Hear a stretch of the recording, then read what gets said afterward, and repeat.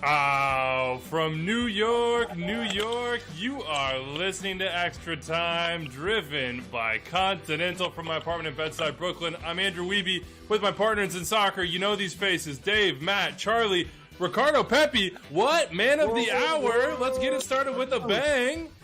Bro, we thought it was over. And then here you come, banging it off the post, putting it in, making things happen. Congratulations. How do you feel? Thank you. I mean, I'm super excited, you know. I knew this team was going to make it. We weren't going to give up, and it happened, man. We got the tie, went extra times, and we won in PKs. Ricardo, you get the goal, the massive goal coming back from on the brink of your season being done. How important was that for you in particular? Your confidence going forward? Because I'm watching you play, I'm thinking, why aren't you starting every match for FC Dallas? No, man, it's a boost. It's a boost, you know. I mean, we got another important game to come. You know, you got to stay humble, try to keep working, and you know, when the moment presents, we got to be there. You getting on the scene more, getting starts this year, but last year the playoffs was a big moment, an almost moment. How much was that talked about this week? How much were you guys thinking about that today? No, we knew how painful it was last year. I mean, it was a close game. The last minute, we got that taken away from us. And I mean, like I said, we weren't going to give up. This was our opportunity, and we grabbed it, man. You jumped on your captain's back after the PK shootout, and Matt had just said something to you. What were you guys talking about? What were you saying? How are you feeling in that moment?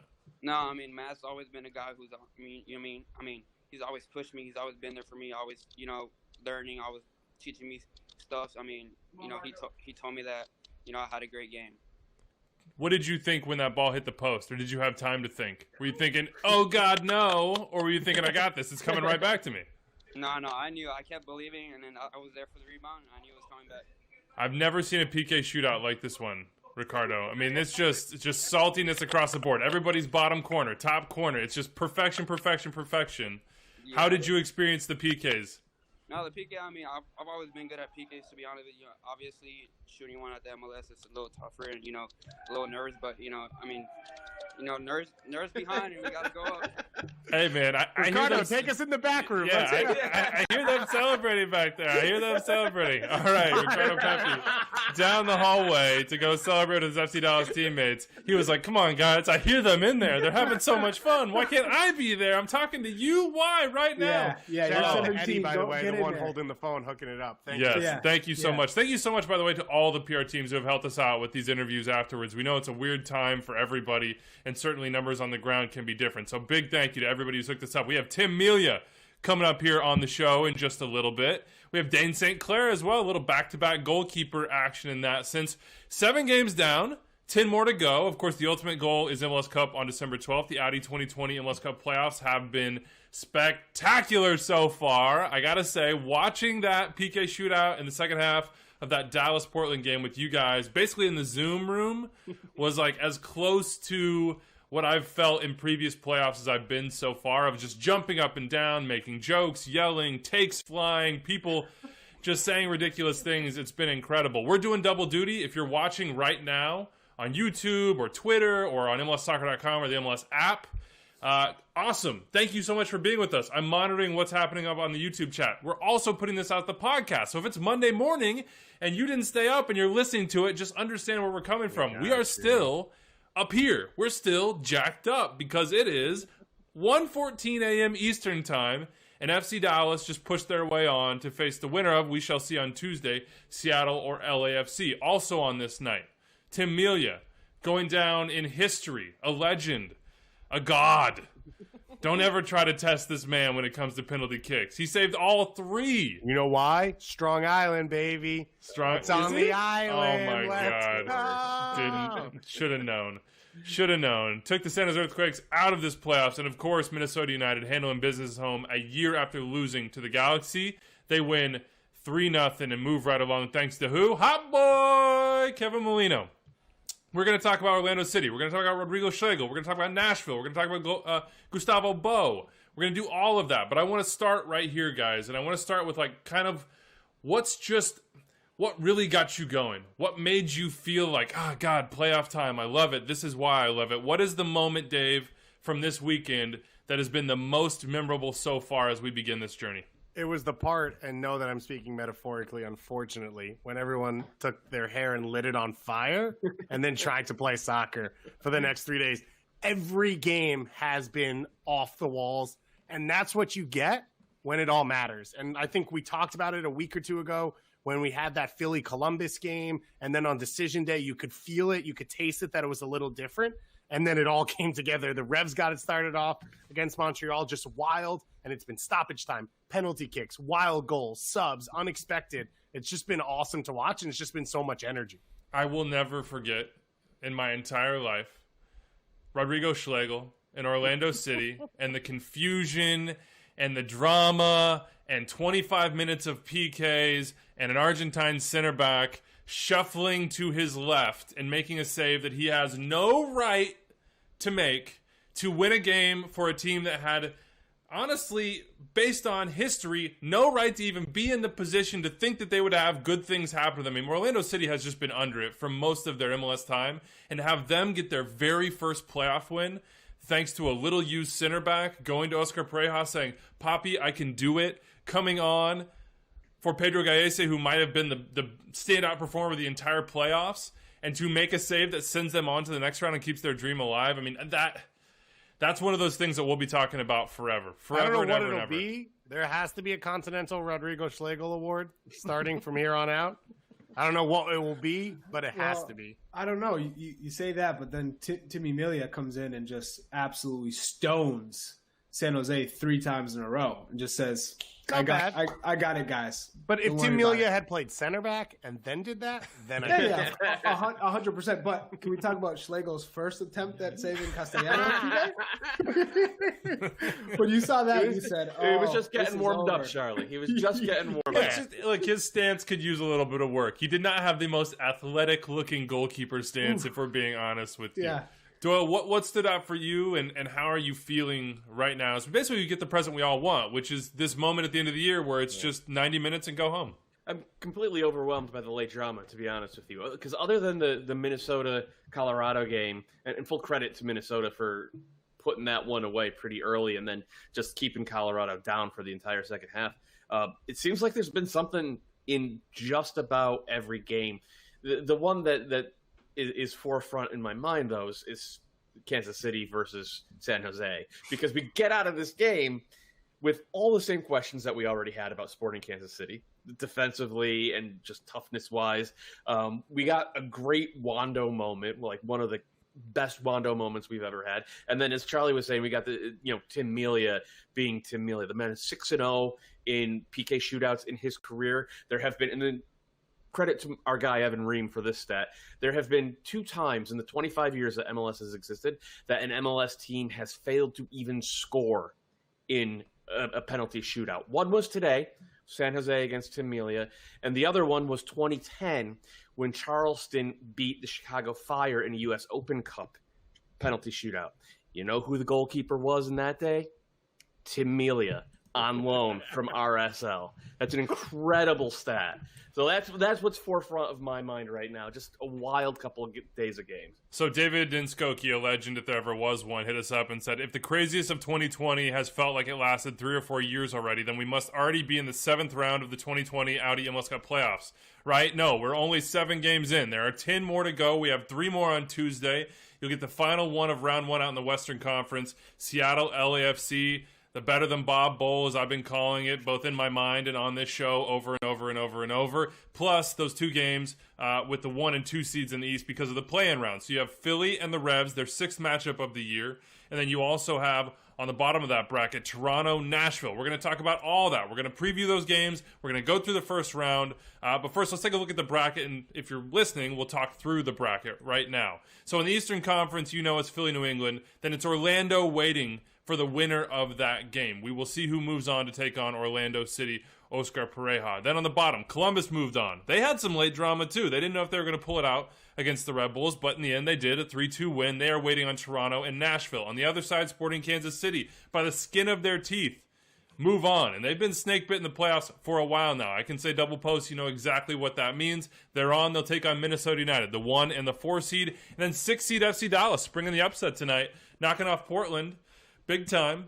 As we just talked to Ricardo Pepi straight off the top, they're partying right now. They're going to take on either Seattle or LAFC. So before we get into that game, before we do what we do best and go real deep into the soccer, I want to get a little bit personal here. It's been a tough year for everyone. A lot of people out of jobs, and that came to MLS HQ this past week. That includes a number of our closest friends, people that we worked with, in some cases for a decade or more. People you've enjoyed on this podcast. Maybe you cursed them. Maybe you grew up with them as I have on this very, very show. So while we're giddy right now, and I truly am about playoff soccer and Major League Soccer, we're doing this show with just a little bit of a heavy heart. And we just want those folks to know who lost their jobs last week. In particular, those of you who were with us in the content mines, just chipping away every single weekend, every single day, to know that we are thinking about you right now. Thank you for everything that you have done for Extratime, everything that you have done for Major League Soccer, everything that you have done for this soccer culture that we all love and are so committed to. Thank you. We are thinking of you, but the show must go on, and so it did. All right, let's get into it. Let's talk about FC Dallas and Portland. We were going to push this thing way down. We're like, I don't know. It's not really living up to the drama of previous games, but you just had to wait for it. And the Timbers get their goal, and you're thinking, wow, Jorge Villafana, when the sueño becomes reality. Sorry, I stole that from somebody in the Zoom. Yeah, you roll your eyes. Was that you, Dave? Okay, that was a good one. Anyway. But I said it, but my delivery was cool. Yeah, he nailed it a little bit better? That's fine. Whatever. That's his 2nd goal in 2 games. He hadn't scored in 5 years before that. He roofs it. But then Ricardo Pepi comes on. The moment that, I don't know if everybody's been waiting for that moment, Dave, but it's definitely one that you have been waiting for. Watching this kid play since U17s, U15s, FC Dallas, USL, and he said it to us, but Charlie, you know better than I do. He has no doubt in his mind he's going to finish this at some point, and I think he's a cold-blooded finisher. It's why he's going to start a World Cup game for the U.S. national team. Let's go, Ricardo Pepi. And this would have been one of the most absurd goals in MLS history. Yeah, Diego Valeri chip into that back post. Whether he was actually trying he to was not trying to shoot it. Yeah. But then, I mean, it went to penalties, and it was ice. Like, these guys were cold-blooded right up until the very end, and unfortunate for Jorge Villafana. But this game, 60 minutes in, we were all saying, like, somebody needs to do something. This game has got to come to life a little bit. I thought that Luchi Gonzalez, he deserves credit for making a couple of substitutions. He put on Tanner Tessman and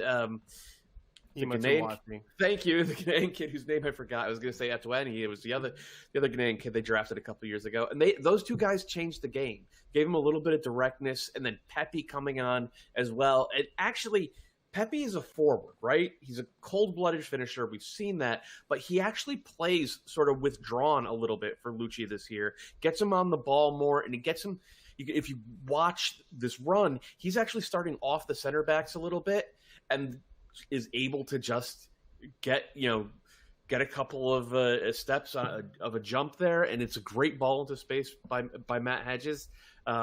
Dallas stole this one, but Portland – left the door open, and Luchi made the right moves to get his team through it. We've heard a lot this week from Dallas about the Seattle game last year, what it meant, how they handled it, how they learned from it. I don't know if they overcorrected. Luchi came in, he started Ryan Hollingshead in midfield. They sat deep, they played defensive, they played to not lose, it felt like, for the first half of this game, maybe even more.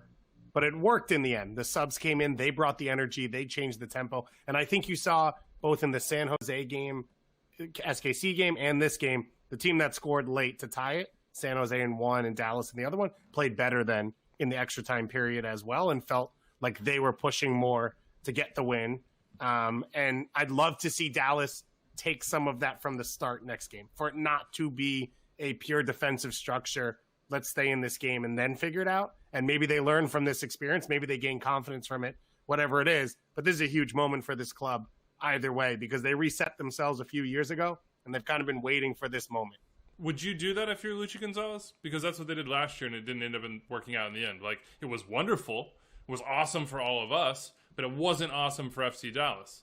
So I guess it will be less rest for whoever their opponent is. But would you, with your young legs, just say, we'll just outlast you. We'll wait you out. We have difference makers. They may not be as potent as LAFC or Seattle. So let's take it to the 70th minute with us still in the game. Why give the other side an opportunity who is more potent? I don't know if you guys agree with that, but I think both those teams would believe that. Let's take it as long as we can and try to be the team that does what we did tonight. Maybe not coming from behind. Let's not give up that first goal. But it wasn't like Seattle was banging down the door all night on them. Portland, you mean? Yeah, no. It's 1:14 a.m. No, I mean, I generally hate it when managers come out and play their fullbacks on the wing and play a little bit more defensive. To me, it signals kind of a lack of confidence. But they actually did play really well at Seattle last year, doing the same thing. It was Reggie Cannon on the wing. Reggie got a goal. Ryan Hollingshead was actually pretty great tonight on the wing, even though I think he's much better as a fullback. So I don't like it, but at this point, he's done it twice. They played really well last year. They didn't play as well this time, but they got the win. So it kind of stands to reason that whoever they play against is probably going to see the same type of look from Dallas in this next round. But go ahead. I was just going to say, they lost so much having Nelson at left back and not Hollingshead. That's what killed them. Hollingshead played well in midfield. Yeah, I would just say Nelson wasn't great, but what killed them was Riquarte doing nothing. And Jesus Ferreira, again, just having a really struggle of a year. Absolutely. And I would just say, with this group, I believe in ethos and what you want to do. And I think the team takes a message from, I think every team does this, but to say, hey, we're going to sit back and keep it tight and just try and last. I think that comes through into the team, and there's a difference in your mindset and what you believe you can do. And part of what made them great last year, and they've done it less this year and hasn't been as easy the last few weeks, is we're just going to run into a wall, but we're going to do it together and we don't care, which is something Lucci's always gotten from his team's youth all the way down. And I would like to see that because they've shown they have the quality and I think the mentality to get through the big moments. So why not step out there and believe you can win it? Because you've proven that you belong on those fields. Charlie's already shaking his head at me. That's how New Hampshire's going to play? That's what you're going to give me? All I want to say is you could not go out and just attack Portland and play right into their hands, or a team that can play on the counter. That would be ludicrous. And if you do that against Seattle, you know exactly what's going to happen. Be composed, be balanced. You don't have to just defend, but there's got to be a good balance of when you can press, when you can be aggressive, but also knowing, all right, we don't want to open ourselves up for the counterattack or for them to play in behind us. So I think what they're doing right now is a recipe for success for them in the MLS playoffs. Can we talk about coming into this game, by the way? The debate to me was Felipe Mora or Jeremy Ebobisse, and I don't know that Ebobisse is fully healthy to start, but you saw with Mora in there, they don't have anything to play off of at center forward, and it totally fell on either moments of a fullback pushing up or Valeri trying to find space, and Eric Williamson going out hurt that as well because Paredes does not have the passing range or the creativity that he has. But for this Portland team, I mean, this was the worry last year, and it seemed like they fixed it. And you're not going to knock a team that's missing two DPs and an MLS DP. Right? Portland was a much better team this year than they were last year, and we saw that this summer when they were all healthy. They got hit, as you said, they lost two DPs. Ebobisse clearly wasn't the same player, in this game, and thus wasn't able to play more than 30 minutes. Williamson going off early. Injuries are part of, you have to have good luck with injuries during the playoffs. You don't win. 2018, they were completely outplayed by the Sounders, but Chad Marshall and Christian Roldan got injured, and the Timbers got a couple of goals, and that's why the Timbers advanced. Sometimes you have good luck, sometimes you have bad luck. If I'm Portland, I look at the whole of everything that happened this season, and I am jacked for 2021. Even with Chara and Valeri getting a year older, they're not playing like they're 35. So I don't think that there should be any panic at all in the Portland camp about this game. Disappointment, obviously, because they were the better team for a huge swath of time, but they were the better team with their third string center forward and missing their MVP, frankly, in Sebastian Blanco, and having to deal with a bunch of other injuries as well. So I don't think that Portland should overreact to what happened tonight. Sometimes you get the breaks, sometimes you get the double post in your favor, and sometimes it goes in the other direction. They're the one team that really has a consolation prize. And I know it's a weird one. I know it's a 2021, but they do have MLS's back tournament. They do have those moments. And it ends before they wanted it to, but FC Dallas rolls on, the 6th seed, doing the business. They will take on the winner of Seattle and LAFC. That game, of course, we will preview it. It is on Tuesday night. It's the late game. We will be here after that game once again, as Extra Time will be in the post-game show realm for every single game all the way up to the conference finals. There will still be post-game shows then. It'll just be the Audi 2020 MLS Cup Playoffs post-game show, and there's the Audi pre-game show every single match day as well. Congratulations to Lucci. Congratulations to Ricardo. Congratulations to that club. In the playoffs, they've been waiting for that moment for a while. They went to the conference finals a couple of years ago, but with this young team with Lucci, that's the first time. So we'll see what they do in this next round. Tim Melia, though, we're going to talk to him in just a second. We banked this interview right after he got done from the boot room in Kansas City. What a game. What a game. I said San Jose is like the peyote of MLS, and we got it, baby. It was going everywhere. You didn't even believe what you were seeing at times. Walk me through just who has the feel for this one? Who wants to kind of explain to people? Charlie, do you have a little bit? Do you have the feel for it? What did we see? What happened? We saw exactly what makes San Jose great at times, and we saw exactly what makes them horrible at times. When they try and get expansive, building out of the back, and because they spread the field, center backs, defenders who are building out of the back are isolated.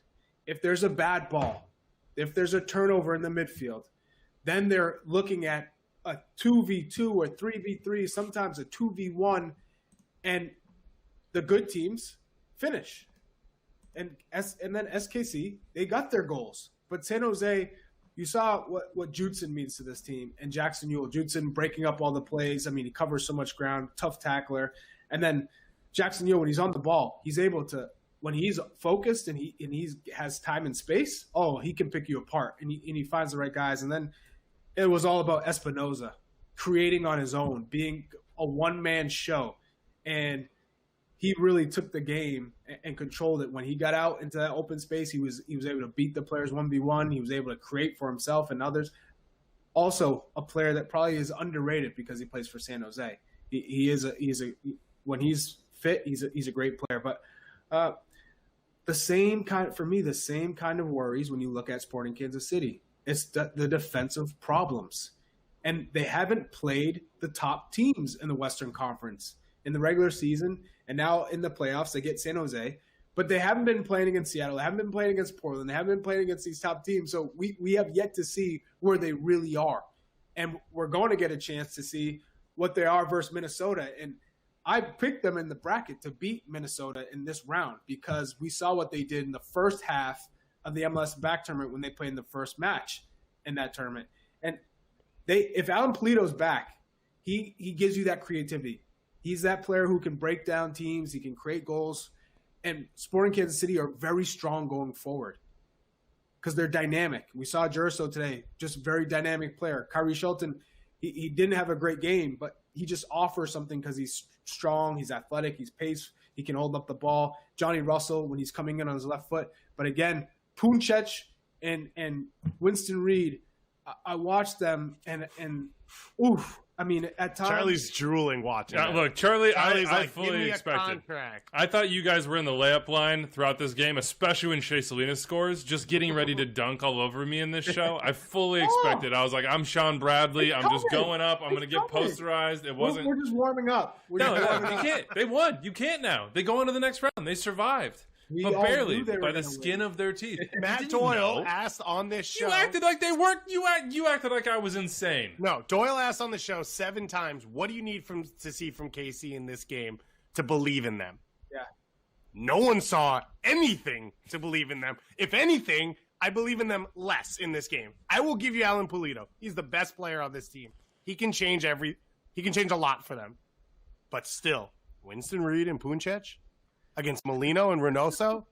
Stop. Yeah. Stop. I mean, you saw what the Quakes did to Sporting Kansas City on the break today, right? It was they were able to repeatedly get out into open field and punish those fullbacks who get up so high for Sporting KC and put Ilie, who's not the most mobile defensive midfielder in the world, and then that center back pairing into positions where they have to make plays in the open field. I like Minnesota's chances against that. I'm not saying they're favorites, but I certainly like their chances to do some damage. The flip side for Sporting Kansas City, they have a bunch of things that they do really well in attack. Charlie listed a lot of them. One of the best things on corner kicks, they go near post for that flick on every time. They do that every single time. And if you get beat to that near post, and it's Roger Espinoza usually, but sometimes they send Kyrie there, it's so dangerous because they overload the back post. It's always Ilie at the back post waiting for that flick on, though he wasn't there today, or though it ended up being I forgot who got the goal today at the back post. Winston Reed. No, Reed got the goal at the back post. Rogers' flick on actually went in, but Ilie was there to put it home if it hadn't. This team is not just good from open play. They are really smart about how they attack you on set pieces. That is something that actually has been a strength of Minnesota United, has been a strength of San Jose's, though. And it was insane to me that San Jose came into this game and looked utterly perplexed that every single corner kick was going to the near post for that flick on from Sporting Kansas City. It was like, usually with the Quakes, you expect a level of insanity where something bizarre is going to happen or something wonderful, like Wando scoring in the 97th minute of a 94-minute game. Like, that's excellent, and that's why we love the Quakes. This was insanity of a different sort, where it's just like, why did you just not think to see what kind of corner kick routines they run? So it was like it checked every box for me. This game did, including and especially the late Wando goal and Kansas City fans losing their minds because they don't know how stoppage time works. Well, let's talk about that. Let's talk about that right now, because we could go on and on about how maybe you should put a man on the back post and that would solve a lot of problems for you defensively on set pieces. But they didn't do it, and that's why we're here. It was 2-2 going into stoppage time, and then it was 3-2 because Gianluca Busio scores the goal off, as you said, first, Charlie. Wando has an open. Oh, that came before that? Saved by Steve. Oh, I didn't even remember how the in order. the 89th minute. In the 89th minute, and it was one of those Wando things where it's like Puncec turned his head for a second, and Wando popped up behind him, and like what a save from Tim Melia. It's a double save because he saves the kid, Cade Cowell there as well, and you're like, oh, it's just not meant to be for San Jose, and then KC goes down. Put it like go straight back down in the other direction. Brilliant buildup on the Busio and an goal. insane. I think the little drop off from Kyrie Shelton, not only to have the vision but to have the technical ability to execute, and he pinged that with some speed at the feet of Busio, who calmly collected, finished, boom. Sporting Kansas City celebrating. My brother's texting me. He's like, what now? What now? Tell those guys what's up with Sporting Kansas City. And I was like, oh, yeah. So I hit up the email to Sporting KC's PR, and I'm like, we need Gianluca Busio on the show. And then, oh, dear God, here it comes the other way. And Wando again. Wando in the 97th minute. My brother, as many Sporting Kansas City fans are, very salty about the amount of stoppage time. Do they have any case? Is there any case at all? No, they have no case.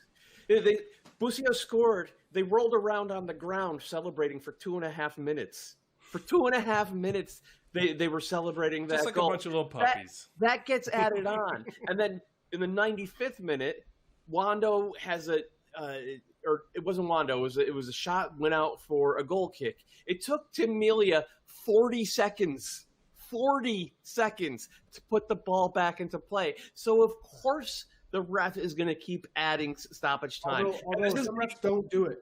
So I think that's why. I feel like it happens more often in the playoffs. And the other thing though is this is what Peter Vermees complains about this every single week if his team is winning. Every single week he complains about this exact thing. So I thought it was like a really fun bit of karma to watch this happen in the other direction. Everyone knows that the whole world wants San Jose to beat SKC. Big bad San Jose. The ref always goes in their favor. Everyone knows that. Come on. This is the year of 6, 7, 8 minute stoppage times. We've seen that a ton this year. There have been a ton of times where the board goes up. 2020 is Fergie time. And I'm just like, what is going on here? So 4 minutes, and by the way, producer Rich, who runs Instant Replay, went back and did the math. And if you're actually going to go do all the goal celebrations, all the yellow cards in the second half, it's like 8 minutes. Stoppage time is not an exact science. So people should stop expecting it to be or saying, well, that's not always how I see it done. The laws of this game are basically down to referee discretion and judgment within that game, within those 45 minutes, live on the field. That's just what's up. You got to deal with it. You didn't defend Chris Wondolowski at the back post in the 97th minute up a goal. You reaped what you deserved. That's what happens. But then Tim Melia said, don't worry. We're good. We're going to hold it out in extra time, and then I am going to be the eraser. What do you think, Charlie? You're going to go up against Tim Melia. What are you going to do? How are you going to attack this man from the spot? Well, I'm confident when I step up for the penalties. So wow, it's like it's like the middle-aged Ricardo Pepi in here. You have players. I heard Stu talk about on the air, just saying, you pick your spot and you go. Well, nowadays players have an idea where they're going. But if a keeper is cheating so much to one side, you're not going to that side, even if that's where you planned on going. So I usually look at where the keeper is leaning, and then I have the ability to kind of just place it in the opposite direction. I can just put it wherever I want. Yeah, well, the Quakes apparently didn't have that ability in this. Three straight saves for Tim Melia on the Earthquakes. As you said, Doyle, that's basically historic. That's only been done twice. we might as well just go talk to the man of the hour. We recorded this earlier on Sunday afternoon. Tim Melia on what he accomplished and what it means for Sporting Kansas City. Oh, it's an AT&T 5G call to the field. Tim Melia. Tim, you should be smiling more. You should have this massive... You just blanked a team in the playoffs. You were basically waiting for these shots. You knew they were going. Did you know you were going to win from the moment this went to PKs? I didn't. I know that we have very good penalty takers. My objective is always to save one. That's what I think as a goalkeeper, you always tell yourself, just make a save and then your team will do the rest. But we have very good quality penalty takers, and they made all three. Tim, but for you, how do you read the kickers so well? Because, some keepers like to completely guess. Some do the studying, and then they try and wait for the kicker to take the shot and then move. You seem like you were moving before they shot. You knew exactly where it was going to go, and you didn't over jump it. I don't, but it's just accumulation of everything, right? Studying stats, feeling in the game, seeing the type of player that steps up, his run up, which foot goes back first, his approach on the ball. It's all things you're just kind of putting together in the moment and then trying to make the best decision. Never going to give it away. I wouldn't give it away either, man. You got a secret sauce. You got more playoff games coming. Yeah, you got the secret sauce. You can't give this stuff away. How much were you thinking about? Because I was thinking about it, and I assume you are after yesterday. Your feet, the line, and the kicker. Yeah, very, very nervous about that in particular because it is almost impossible as a goalkeeper to keep a foot on the line. I mean, just the breaking down the technique of a dive. You're taught your whole life to dive forward and move your feet forward. And then now, seeing that penalty shootout yesterday, just like you don't want to overthink it. So what I told myself was do what I normally do. And if something happens, I'll deal with it on the fly. But I was lucky that nothing happened. I haven't seen any of the replays to see exactly where my feet are. I'm sure they were off somewhere. But well, I saw you talking to Nima Sagafi before the shootout. Were you talking about that? I just said, let's not do anything silly. Let's understand it, how hard it is to stay under line completely. And both JT and I were kind of just like, let's get through this clean. I saw the first one, and I've seen now a screenshot, and that's the one that maybe looked like it was borderline. But I see the screenshot, I see your foot on the line, I saw you again look back to Nima and say, no way, or something along those lines. I did, because after the first save, it looked like they were holding up the next penalty shot and kind of like doing their typical VAR crap with their ear. And I didn't know it was going to happen, but fortunately we got through it, on to the next round. So looking at this performance, what were the positives for you as a whole?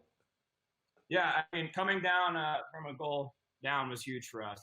I thought we started the game well, obviously got the goal, and then we're a little unlucky to get scored on, but then the second goal was, exactly what we prepared for. San Jose wants to take the ball wide and get the ball across, so we weren't happy that we got scored on the way that we prepared not to.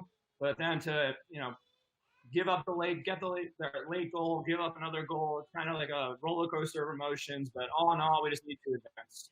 So hopefully we can use this momentum, use it as a learning lesson to be a little more bunkered down late in the game, and then just continue to move through these playoffs.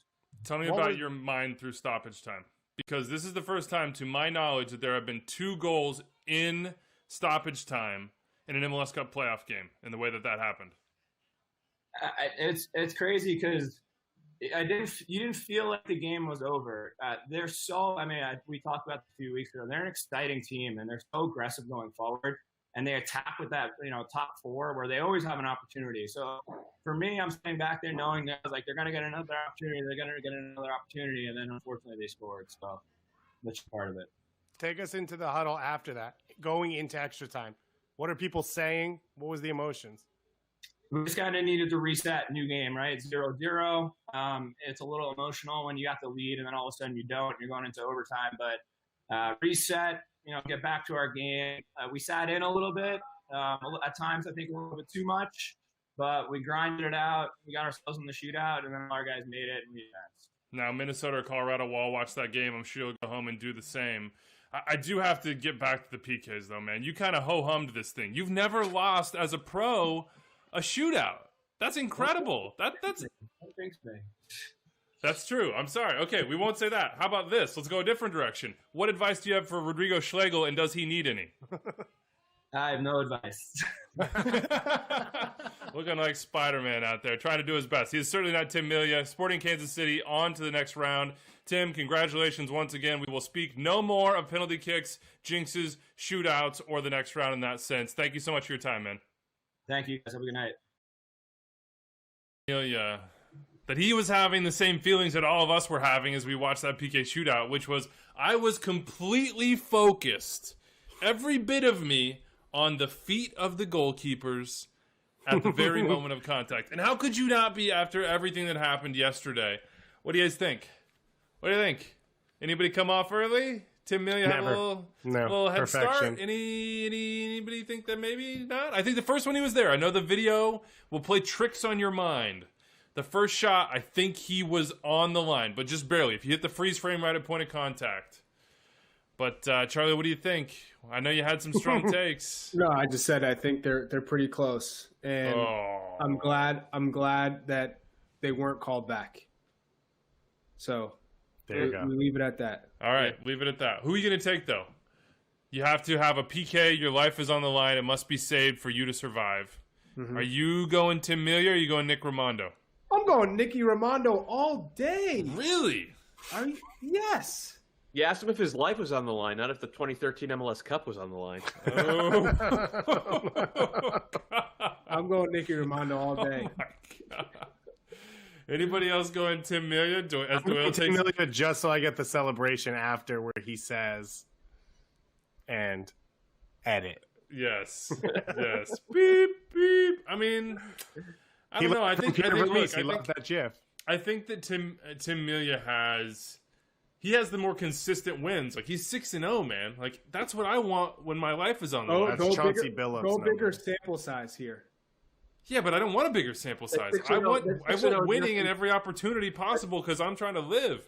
That 6-0 Justin PK shootouts, and he also has the highest save percentage in regular season penalty. Give me Tim Melia. It's like 40-something%. He saves like almost half the penalties he's faced. He's faced a bunch.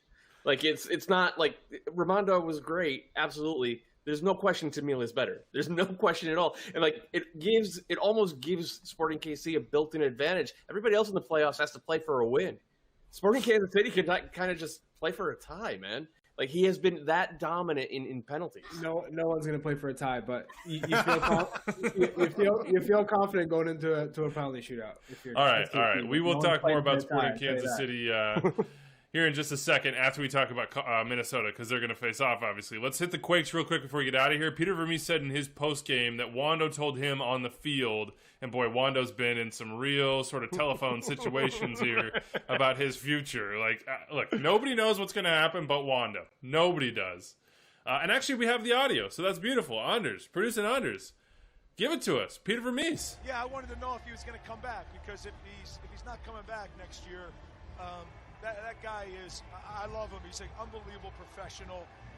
He plays to the last second, as you saw even tonight. He's always in it. And, you know, I have a lot of respect for him. He's had an incredible career. So the good thing is he said he's coming back for one more year, so that's a good thing. Peter. I love that moment. Wando said, by the way, I believe afterwards, and look, all that stuff with him talking to people in San Jose, that's all sort of been like, maybe not completely what he really feels.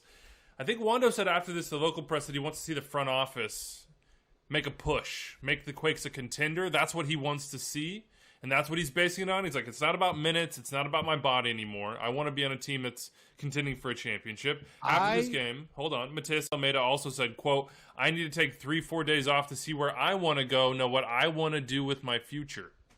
Good. I think he's going to go watch SKC corner kick routines for 3-4 days to figure out what he missed. He should have done that 3 or 4 days Probably. before this game. But I just want to say, go ahead, real Dave. quick, 100% Peter Vermees did not ask Wando if he's coming back next year. He asked if he wanted to come to SKC next year. I bet on that. No, Matias Almeida is going to have options. A coach with his resume always has options. And him saying that, I think, is maybe a way to let the front office know that you can't go into the playoffs when Vaco is your only DP. You know, you can't go into the playoffs where your two best goal scorers are 37-year-old Chris Wondolowski and 34-year-old Shea Salinas. Those guys are great, and I hope they're both still on the team next year.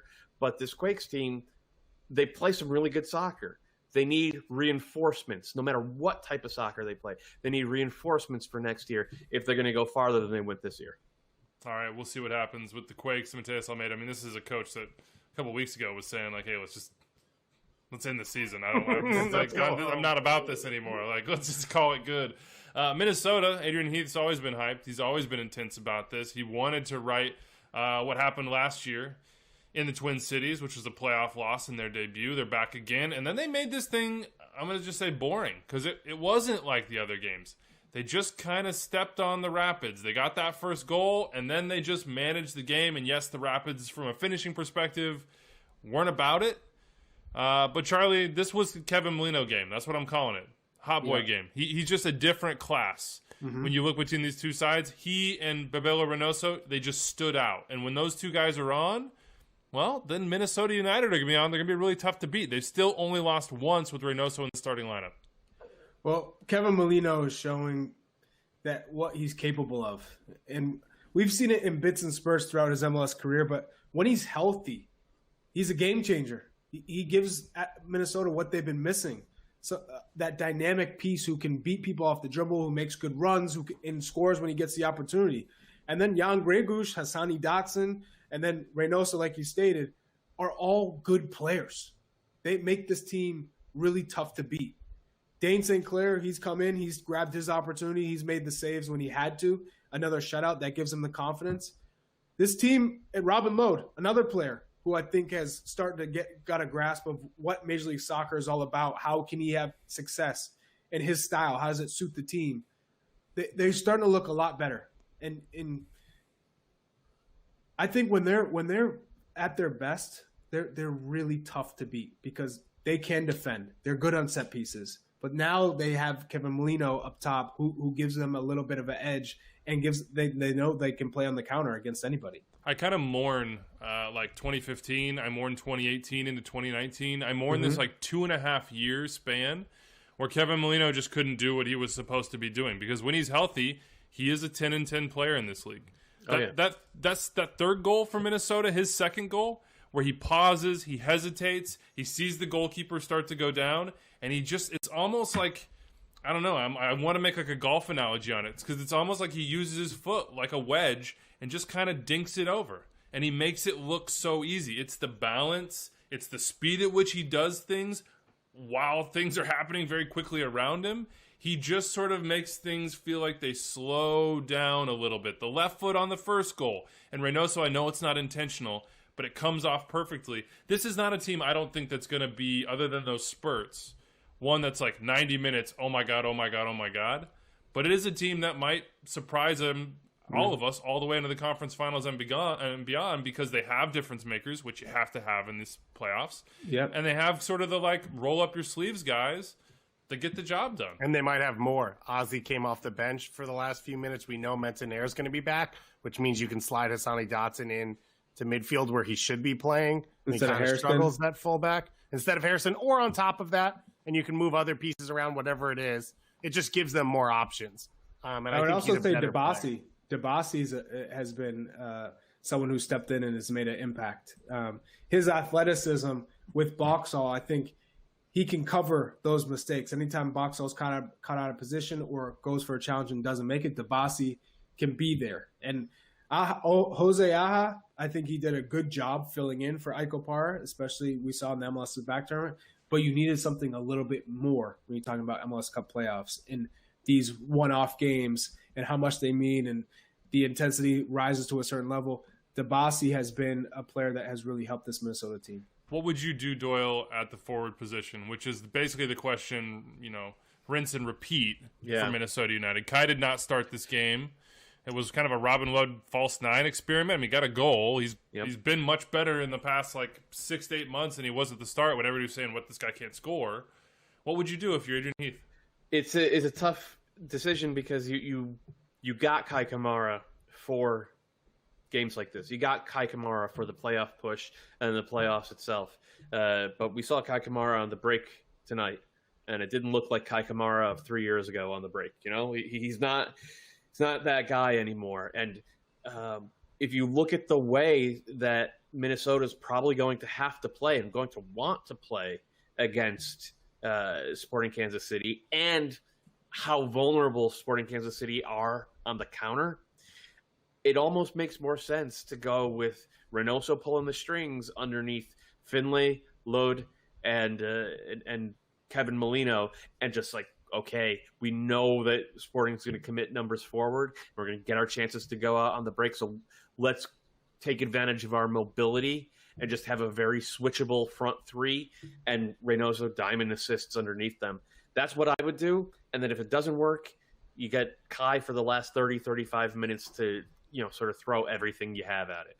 All right, before we dig more into that one. Can I throw one thing out there? I don't mean to be too reductive, a little bit off this, because I know Pedro Gallese was phenomenal yesterday. But I don't know how you watch these playoffs as an MLS executive, from Matt Turner to Joe Willis to Dane St. Clair to Tim Melia, and you go out and spend big on an international goalkeeper. And we still see it at times in MLS, and it blows my mind. Dane St. Clair was in college a year and a half ago, and he started a shutout in the postseason. Tim Melia was a pool goalkeeper for 10 years and didn't play Division I soccer. There are so many goalkeepers. Matt Turner in the US. just started playing soccer in high school. Yeah.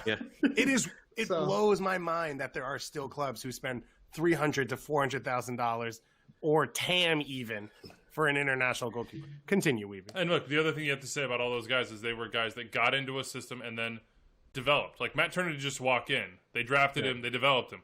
Jimmy Mauer started the year as a backup and then just saved a penalty kick. Dane St. Clair spent 5 games on loan at Forward Madison last year and then moved halfway through this year. He wasn't going to be the starter into the starting lineups. Done a great job. And we talked to him after they had a big win in the Twin Cities. Let's hear that from Dane St. Clair. It's an AT&T 5G call to the field out to the Twin Cities. We are going to Dane St. Clair, who's not holding his own phone because you got to protect those hands, Dane. First win in the playoffs in Loon's history. First shutout, obviously, in Loon's playoff history goes to you. How are you feeling right now? I feel great. I mean, I think it was a complete team performance. I mean, to put on defensively, to keep a clean sheet, and to go out and score 3 goals, I think it was a perfect result if we would have asked for that going into the game. We have had some treats, let's say, from an entertainment perspective in these Audi 2020 MLS Cup playoffs. I am not throwing any shade at you right now at all and saying that this game was less entertaining, but that's exactly the way you would have wanted it to play out, right? Like, you had a couple big saves, but for the most part, your game plan clearly worked just the way you wanted it to. For sure. I mean, I think any time that we can get 3 points and keep a clean sheet, it's a perfect day in my book. But for you guys, it's been moving pieces. Defensively, again, Metzner not in this time. Debasi playing in at center back. What is it between this back 5 that's worked over these last few weeks?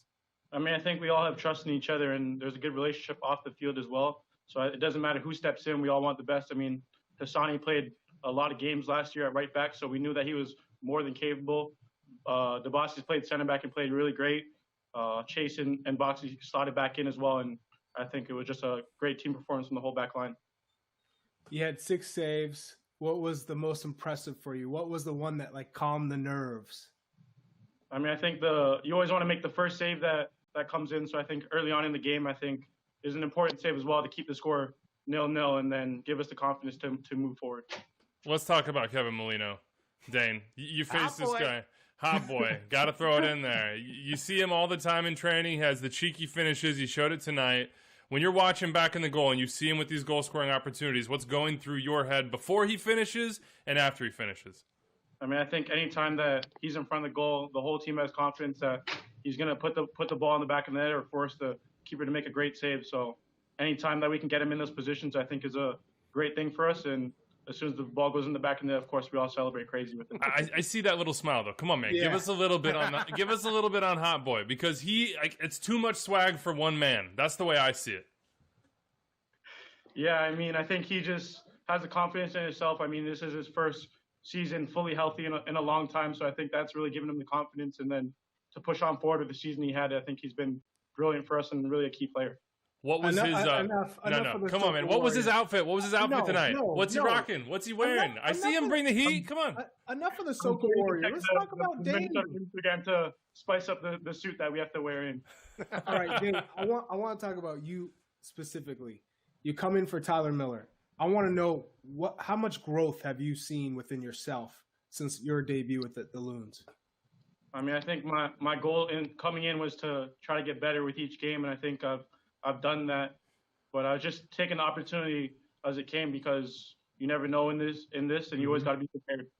You were, I want to say, the fans, when we did the Dwayne De Rosario Canadian Player of the Year, I believe you won our fan vote. Now, Richie Larea, I hate to break the news to you, Dane, but Richie Larea got the official award.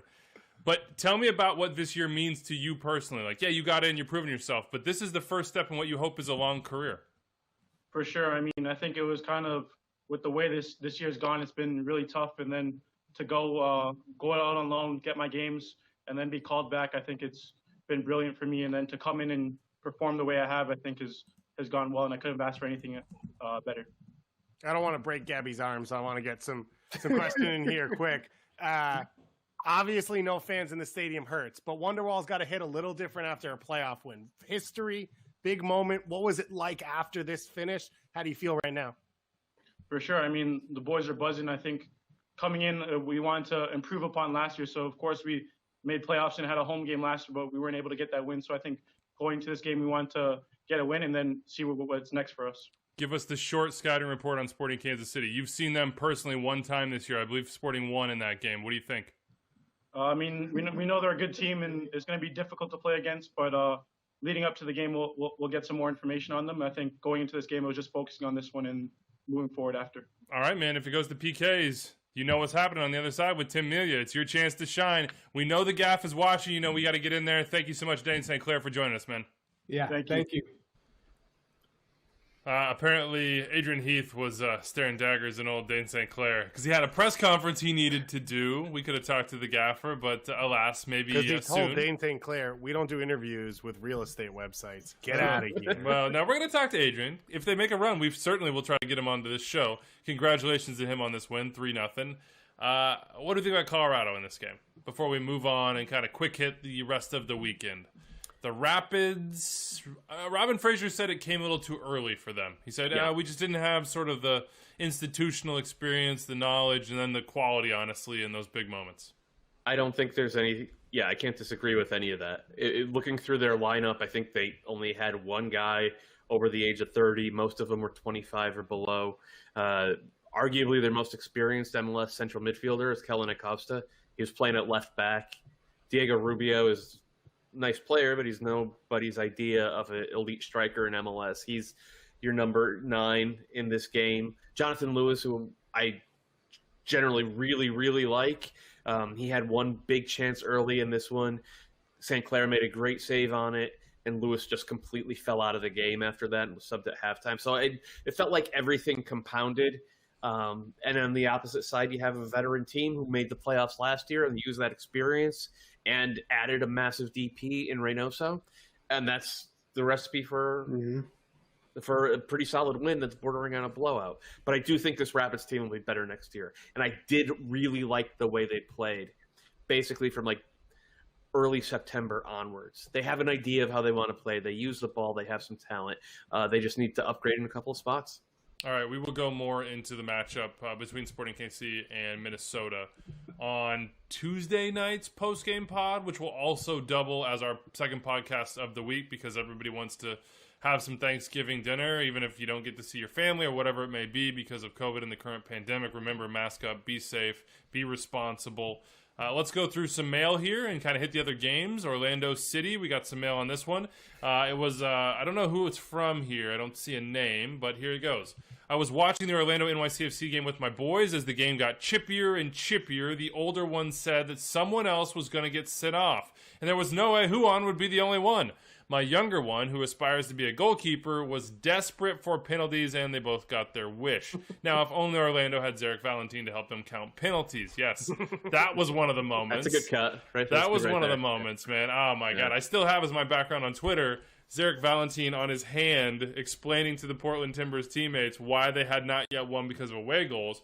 So from this listener, where does this one rank in our list of most bonkers MLS playoff games?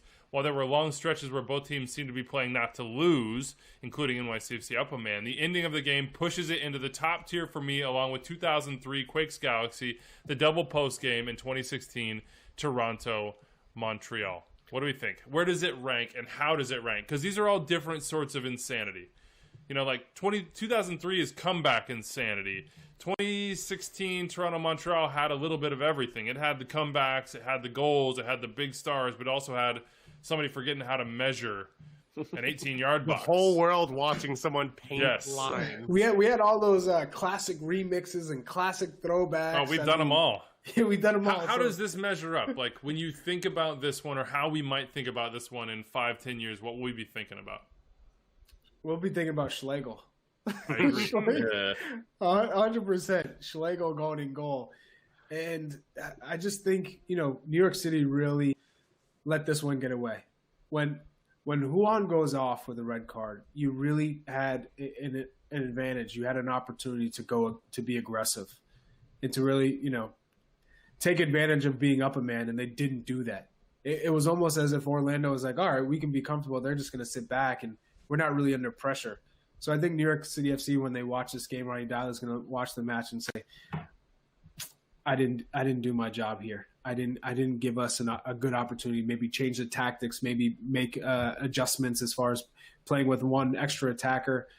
You didn't see it. So I think we're going to talk about that. We're also going to talk about Alan Chapman and the referee. And then we're going to talk about... Not for the rest of this postseason, we're not. And then we're going to talk about Schlegel just stepping up for his team, saying, I can do this, Poppy. And then him doing it. And this it's is also after... one of those moments where you can go back and rewatch it, but the experience of it, the 25 minutes, and that's what I say, of it happening and like yelling and trying to understand and like reading Twitter because you actually do not understand what's going on in the television in front of you, which is showing you what's happening. That's like what I'm going to remember. And I remember like the, the tuck rule with the Patriots and that snow game. I remember where I was watching that and like the experience of it happening and talking with people about it and all those things. That's what it is for me. It was one of those communal MLS moments where everyone was locked in. And then, today I get messages, what's going on in Orlando from the people who don't watch MLS because it went viral to that extent. But that's what I'll remember is that time. It wasn't a good look. Try to figure it out. Yeah, but it's chaos. That's fun. Also, you said Patriots, so Charlie got really happy there. Yeah, I know. Yeah. I have to get him going. I'm so happy. I got Give so me a happy. break. Crew, of course, survived the Red Bulls. Gerhard Struber, he coached his first game in the playoffs. Bill Carroll, the legend, in Red Bull section 132. He says, great weekend of soccer. Really missed not being in the stadium. White is our top goal scorer, and Kaku's our best player on the bench. What was Struber thinking? Can you guys get a town hall meeting set up for us Red Bull supporters? Go ahead, guys. Ooh, it begins. Welcome to the New York Red Bulls. Say his name. We're already there. Yeah, I didn't think this was a great idea. I think it kind of ended the way it ended. The Red Bulls lost 3-2. They got a scrappy goal. They made it tough for Columbus in a couple moments. They're not as good as Columbus. And so I didn't think there was any huge things that stood out where you said Gerhard Struber lost this game. And I don't think there was any expectation. I mean, wait a minute. I think that starting Tom Barlow instead of Brian White was a head scratcher. I don't agree. Stop it. You guys, no, I don't disagree with that. Bradley Carnell has been there the whole time. Obviously, he had an input. It wasn't just a coach that's coming in has no idea what's going on. Also, Tom Barlow created the goal for Caden Clark. I mean, a failed clearance from Harrison Awful created the goal. Was Brian White going to take someone on from 40 out and put one in a corner? It was always going to have to be scrappy. I don't think this game... That's fine, but like he is your top goal scorer. And like we have a sample size now with Brian White. He's got 16 goals in like 2,400 MLS minutes, whereas Tom Barlow has 3 in like 2,000. At some point, you have to kind of trust the numbers on those guys. So I think there's some fair criticism. I don't buy the Kaku criticism. Because Kaku has not been their best player this year. He hasn't been their best player other than like a 2-month stretch early in the 2018 season. And I think with the Red Bulls, it comes down to what it always comes down to is they commitment and work ethic. Well, but that's what I'm saying. It needs to come down to talent. right? And like they went into this game, and who made the play on the first penalty kick? It was Zella Ryan nutmegging Sean Davis at central midfield, and then like that leads to a Pedro Santos, who's a DP. Like, so one DP gets a nutmeg, the other DP converts the penalty kick. Jossie gets a goal. He's a DP striker. So the DPs on Columbus delivered. The Red Bulls DPs are Kaku and Drew Yearwood. Like, they need to go out and they need to get some top-end talent. I still think the core of this team is good. Obviously, a couple places need to be trimmed, though. This year, the regression from Aaron Long and Tim Parker is worrying. Because I thought that was brilliant to have two American center backs, pay Tim Parker to be there no matter what. You want to keep Aaron Long, but if you don't, you still have Parker. It seemed like the right way to build an MLS team. It seemed brilliant, and they just haven't been there individually, and that's caused a lot of the structure to break down for this team. They need them to play at a higher level because they gave them the contracts to do it. It turns out it's easier to play at a higher level at center back when you have Tyler Adams in front of you. Mm-hmm. So let's talk about another midfielder who changes the game.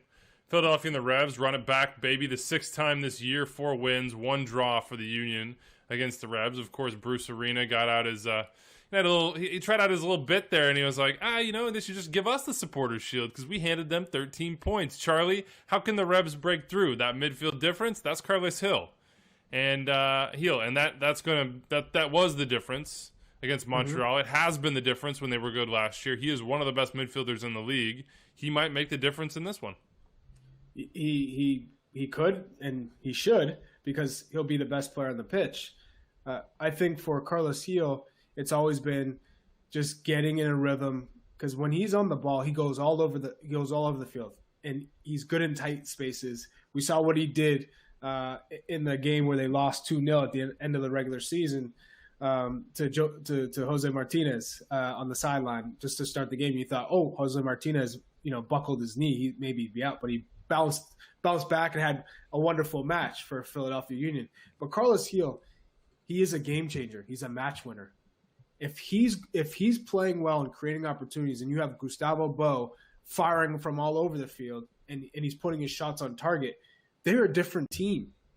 They've been a team where you had to worry about the midfield. That's what the Revolution have had to worry about. And in that last regular season game against Philadelphia Union, they played with one defensive midfielder, and that was Scott Caldwell, who cannot cover the pitch. He doesn't have the athleticism to play as a lone 6 in this league. And he's never played lone 6 in this league. So then Bruce Arena next match goes back to having the 2 defensive midfielders behind Carlos Hill or behind Gustavo Bo, whoever's going to play that advanced attacking midfield position. And that brings stability to the lineup. You have 2 players protecting the back 4. And that's why they've played against Philadelphia Union every match this year, and it's been close other than that last regular season match because they clogged the middle. And when you clog the middle against the Philadelphia Union, Brandon Aronson doesn't have that much space, Jamiro Montero doesn't have that much space, and Alejandro Bedoya doesn't have that much space. And therefore, that's the heart of the Union. That's where they make their money on the transition game. Mark McKenzie, stellar. He's stellar, but that's one center back. Jacob Glasnost has to be top of his game when you talk about 1v1 defending, whether you're tracking Teal Bunbury making a run in behind you or Gustavo Bo. Adam Buxa is one player that has to be good for the New England Revolution to beat the Philadelphia Union.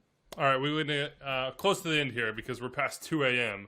And I know I'm losing some steam here, but Chris Hull had a really good email. Line for a COVID test in about 5 minutes. Cool. We'll let you get out of here. Chris Hull, though, says, hey, could we get some time next show to let Charlie Davies explain how Nashville plays one-dimensional soccer? I think he has some really fresh takes on that which haven't been fully explored and deserve some attention. Coming at you there, Charlie, for Nashville. There's nothing lazy about it whatsoever. But you picked him over Toronto. Exactly. My whole point is this. We all know how Nashville play. There's no secret. They defend. They look to counter. They look for transition game and set pieces. That is it. It's not pretty. No one enjoys watching the way Nashville play. And on top of that, who gets the most touches for Nashville? It's Daniel Lovitz. That's your left back, okay? Your left back gets the most touches. Romney has the most passes and the most successful passes for your team. Those are 2 defensive players. That's who makes the game for you. in build-up. So there is no lazy narrative. There is nothing new when you watch Nashville play. It's defend, and hopefully we make a turnover and we can transition and have Leal shoot from 25 yards out and find the upper 90, or we have Dax McCarty dribble from midfield with his pace, because he's electrifying pace, as he's talked about with Doyle. He's Alphonso Davies, and dribble all the way to the 18, so Miami center backs can drop to the 6-yard box, and he bends it into the far corner. That's what Nashville is. Everyone knows how they play, and they're tough to play against because they can park the bus and still win games. So when they play against TFC, which I have them beating TFC, because they frustrate teams. They make teams be a little bit ultra aggressive because they can't break through Nashville. And as soon as you make that one misstep, you make that one poor pass, and you force a turnover, Nashville finds their way in your half on a counterattack, and they score. Or you foul them, and then that set piece, Walker Zimmerman bangs it home. And then they can prevent you from scoring a goal. So that's why I think Nashville are effective. They play defensively, and just be happy with it. If you're a Nashville fan, be happy. Be happy. Not every team can play like Barcelona or Liverpool or Manchester City.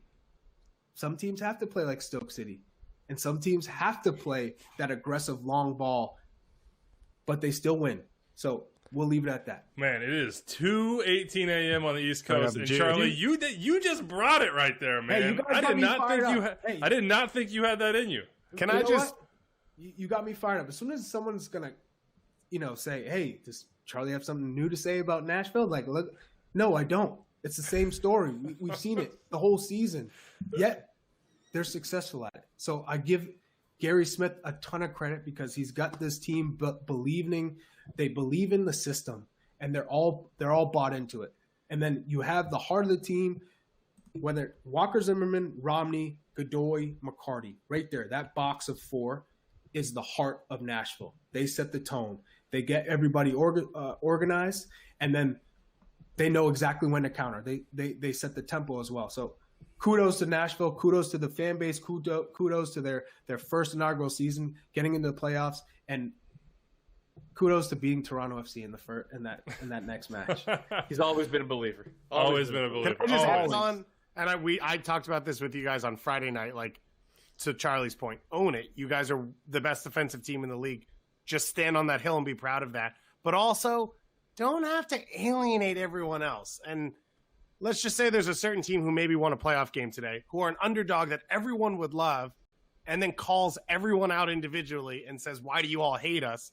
when no one did, and then created that narrative. Nashville's like attempting to follow that for no reason. Mm-hmm. Like, we all enjoy it. If you're an underdog and you win against a favorite, everyone likes you. You don't have to then come out and be like, "You guys all questioned us," in your face. It doesn't really help the narrative. No, it doesn't. But it does feel good, I bet. I bet it feels really good. Also, winning feels good. I would absolutely do that if I was in their shoes. Are you kidding me? You're insane, Gasman. You absolutely have to do that. Move us on, Wiebe. Dunk it. Toronto, Nashville, 6 p.m. Eastern on Tuesday, FS1. Then you have Philly, New England, ESPN. Then it's an ESPN doubleheader because Seattle LAFC followed up at 10:30 p.m. Eastern. Anybody going to pick LAFC? If not, we'll get out of here. I'm not going to pick LAFC, but I am really looking forward to this game. And if they have Carlos Vela and Bradley Wright Phillips up top, it doesn't matter that the third attacker is a 16-year-old. They're going to find at least a couple of goals, and they're going to make Seattle really, really work for it. The thing is, go ahead. I think it comes down to Bob Bradley. If LAFC beats Seattle, it's because of Bob Bradley and his tactical game plan. It worked out, and he outcoached Schmetzer. That's the only way LAFC win this match. I think Carlos Vela could still take it over. I think he could have 2 moments, and then that's it. Yeah, he's still working, and he's still working his way back. He's not. And as Kalen says, him working his way back is still like 2 miles in front of everybody else. It'd be a lot closer. It'd be a lot harder to say, "Oh, for sure," or "Yeah, it's most likely Seattle." If he was 100% and he was scoring, he has 20 goals to behind his name. Yeah. All right, that's it from us. Big thanks. One real quick note. Our guy Paul Kennedy tweeted this one out. I didn't even process this. The top 5 youngest goal scorers in MLS playoff history. Heading into this weekend, only one player under the age of 19 had ever scored in a playoff game. And that was Josie Altidore in 2006. This weekend, we had Gianluca Busio, 18, Ricardo Pepi, who opened the show for us, 17, and Caden Clark on Saturday, 17 years old. So how's that for just a signifier of a massive change in MLS, and I think a sign of what's to come for this league in terms of player development. I love it. In honor of John Strong, 7 down, 10 more to go. Oh boy, the Audi 2020 MLS Cup playoffs roll on. Tuesday's up next. Big thanks, as you said, to Ricardo Pepi for being here with us, Dane St. Clair as well, and then also Tim Melia, who had a huge night. That's it for us. Thanks for watching or listening whenever you consume this. We'll be back on Tuesday for the pregame show. That's the Audi 2020 MLS Cup Playoffs pregame show, and then we have the postgame show late at night. So make sure you brew some coffee, boys. Have a great week, everybody.